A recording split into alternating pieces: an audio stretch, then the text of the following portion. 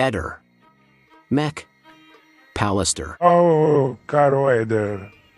Come da titolo, oggi aggiungiamo altri elementi al caso di Liliana. Ed è una vera bomba che ci offre delle conferme su dove è stata Lilly e verso dove i terzi l'hanno portata. Prima però devo fare delle precisazioni. Ancora una volta le TV ti ignorano e ieri l'ha fatto le Iene parlando dello scooter ed appropriandosi di una tua scoperta di mesi fa.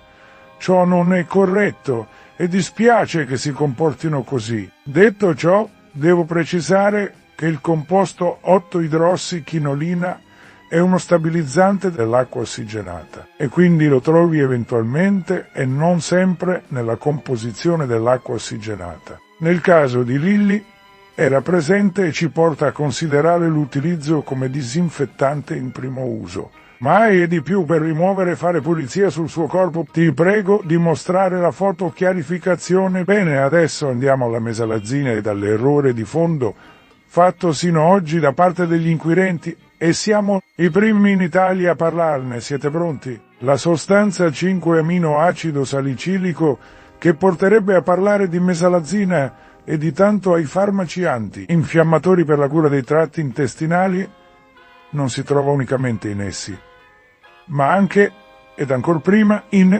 natura.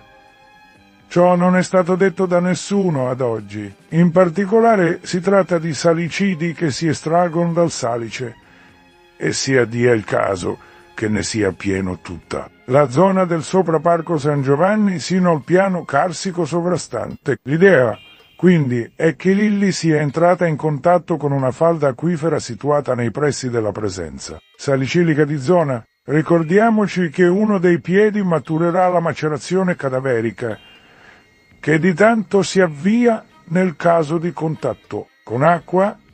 Inoltre la trasformazione del cadavere è rallentata da temperature sotto lo zero tipiche della zona medio alta delle grotte carsiche dove è stata tenuta Lilly per diversi giorni. Oggi per la prima volta abbiamo delle ipotesi nuove sulla presenza dei due composti che ci portano Lilly verso le alture del parco.